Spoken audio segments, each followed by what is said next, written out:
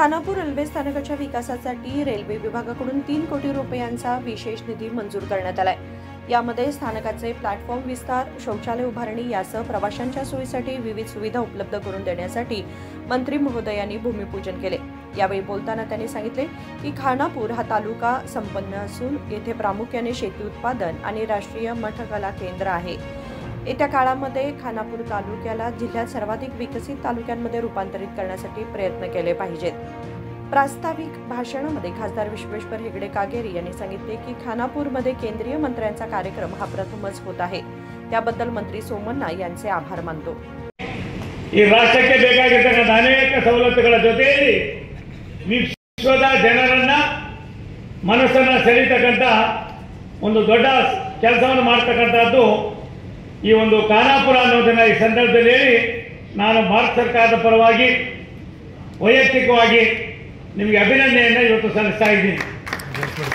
ಕೃಷಿ ಉತ್ಪಾದನೆಗೆ ಮತ್ತು ರಾಷ್ಟ್ರೀಯ ಕುಂಬಾರಿಕೆ ತರಬೇತಿ ಕೇಂದ್ರ ಕೂಡ ನಿಮ್ಮಲ್ಲಿದೆ। ಇದರ ಜೊತೆಯಲ್ಲಿ ಇವತ್ತು ನಾವು 2-3 ಕೆಲಸಗಳನ್ನು ಮಾಡ್ತಾ ಇದ್ದೀವಿ। ರೈಲ್ವೆ ಲೆವೆಲ್ ಕ್ರಾಸಿಂಗ್ ನ ಜೊತೆಯಲ್ಲಿ ಏನು ಇವತ್ತು ನಾವು ಸುಮಾರು 11 ಕೋಟಿಗೂ ಮೇಲ್ಪಟ್ಟ ಹಣವನ್ನು ಆರ್ಯುಪಿಯನ್ನು ಮಾಡಿ ನಿಮ್ಮ ಭಾಗಕ್ಕೆ ನಾವು ಕೇವಲ 2026 ಜೂನ್ ಒಳಗಡೆ ನಾವು ಇದನ್ನ ಲೋಕಾರ್ಪಣೆ ಮಾಡ್ತೀವಿ ಅನ್ನೋ ಮಾತನ್ನು ಕೂಡ ಈ ಸಂದರ್ಭದಲ್ಲಿ ಹೇಳೋಕೆ ಇಷ್ಟಪಡ್ತೀನಿ।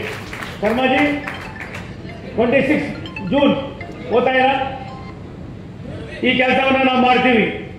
खानापूर हा अनेक गावांचा तालुका असून येथील लोक वारकरी संप्रदायाचे आहेत। त्यांच्या सोयीसाठी वास्को पंढरपूर विशेष रेल्वे सुरू करावी, तसेच वास्को निजामुद्दीन आणि बेंगळूर बेळगाव एक्सप्रेस गाड्या खानापूर येथे थांबाव्यात अशी मागणी खानापूरचे आमदार विठ्ठल हलगेकर यांनी मंत्र्यांकडे केली। या प्रसंगी राज्यसभेचे सदस्य इराणा कडाडी, भाजप जिल्हाध्यक्ष सुभाष पाटील, माजी आमदार अरविंद पाटील, ग्रामीण उपाध्यक्ष प्रमोद कोचेरी, ब्लॉक अध्यक्ष बसवराज साणिकोप, भाजप नेत्या धनश्री देसाई, रेल्वे अधिकारी मीना, अजय शर्मा आणि भाजप कार्यकर्ते उपस्थित होते। नागेश नाईकर, KMM मराठी, खानापूर।